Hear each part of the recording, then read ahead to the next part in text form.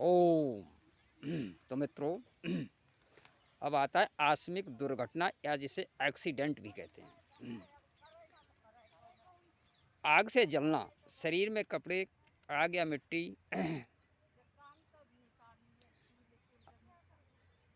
कपड़े में आग लगने पर मिट्टी डालकर या बड़े लिहाफ से एकदम ढककर बुझाओ। कपड़े को छुरी या चाकू की सहायता से काटकर शरीर से तुरंत अलग कर दो। जहाँ तक हो सके पानी डालकर आग आग मत शांत करो, क्योंकि जले हुए अंगों पर पानी गिरने से तुरंत अनिष्ट होने की संभावना है।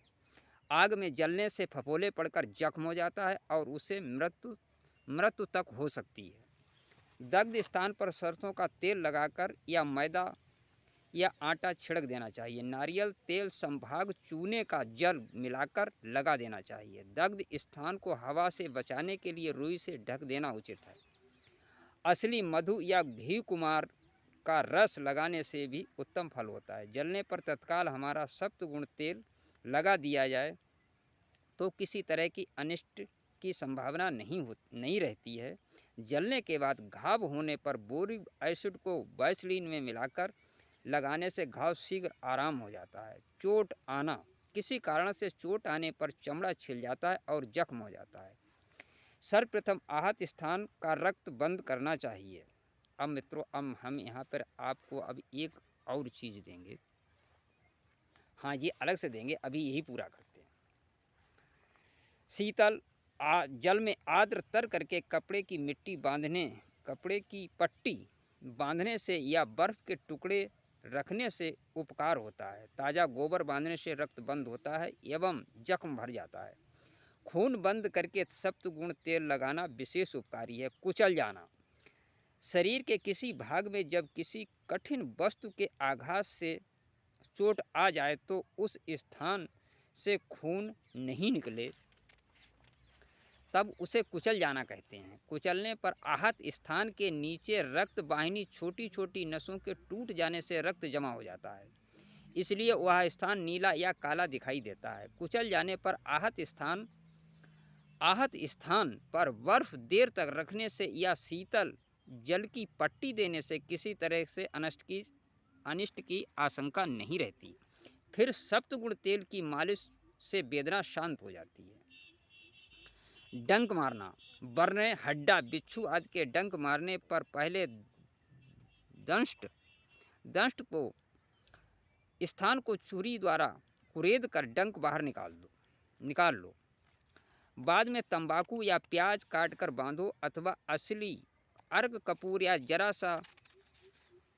सा कार्बोरिक एसिड लगा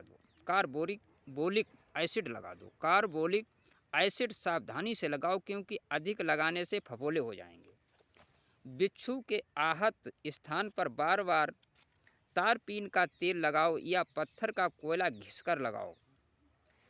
गाय का घी और सेंधा नमक मिलाकर लगाने से, गाय का गोबर गर्म करके लेप करने से, जमीकंद, सूरन या अरबी के वृक्ष का रस लगाने से बिच्छू के जहर में शांति होगी। बिच्छू के डंक के स्थान पर वैद्यनाथ बिच्छू की दवा लगाने से तत्काल फायदा होगा। कुत्ते, सियार आदि के काटने पर लोहे को गर्म करके क्षत स्थान को जला देना चाहिए और 1 सप्ताह तक प्रतिदिन 3 या 4 बार सार गुड़ खाना चाहिए। कन खजूरे के काटने पर गूलर के पत्ते घिसकर लगाओ।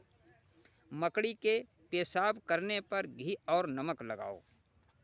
सर्प काटना, हाथ या पैरों में सांप के काटने पर सर्वप्रथम दंष्ट स्थान से ऊपर रस्सी या कपड़े से खूब कसकर बांध देना चाहिए। इससे रक्त संचालन बंद होकर विष समस्त शरीर में ना फैल सकेगा। फिर काटे गए स्थान में 2 इंच लंबा और आधा इंच गहरा चीरा लगा देना चाहिए और अंगुलियों से खींचकर मुंह खोल देना चाहिए। विष होने पर लाल जल जैसा द्रव्य पदार्थ निकलेगा। यदि मुख को भीतर किसी तरह का घाव ना हो तो दंष्ट स्थान को चूस कर खून निकाल दो। छोटी कटोरी या कांच के गिलास में स्पिरिट जलाकर वह पात्र घाव पर रख दो, इससे समस्त विष निकल आवेगा। अच्छी तरह खून निकलने पर दोनों पार्श्वों को धीरे धीरे दबाते ही मुख बंद हो जाएगा। फिर जरा सा परमांगनेट ऑफ पोटाश में 2-4 बूंद जल मिलाकर घिसना चाहिए। इस प्रकार करके बंधन खोल देना चाहिए। रोगी को सोने न देना चाहिए। विष पूर्ण रूप से शांत होने पर अन्न देना चाहिए। जब तक सिर्फ दूध ही योग्य है। सांप के काटने पर इस तरह का उपचार करने से प्रायः मृत्यु का भय नहीं रहता है।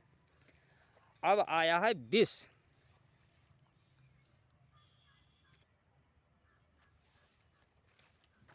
विष भक्षण।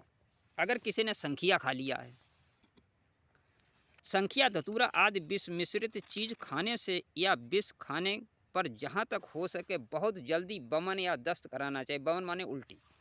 फिर स्वर्ण भस्म आधा रत्ती शहद के साथ चटा देना चाहिए। अफीम अधिक खाने पर हींग पिलाकर वमन कराओ या हींग ही सूंघाओ, शीघ्र शांति होगी। भांग का नशा अधिक होने पर खट्टी चीज़ें खिलाओ। आम, नींबू, इमली आदि के सेवन से शांति होगी। बहुत से पाकिट मार धतूरे के बीज पीसकर पान आदि के साथ खिला देते हैं। इसलिए अनजान आदमी के हाथ की कोई वस्तु ना लो। आँख या कान में कीड़े का जाना, कीड़ा, बालू या छोटे कंकर आदि आँख में गिर जाने पर आँख की पलक उलटकर साफ वस्त्र आदि से निकाल दो।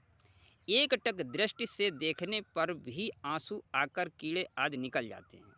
चूना गिर जाने पर खाली पानी आँखों में डालने से फूट जाने का भय है। यानी पर खाली पानी आँखों में डालने से फूट जाने का भय है। कान में कीड़ा घुसने पर तेल गर्म करके कान को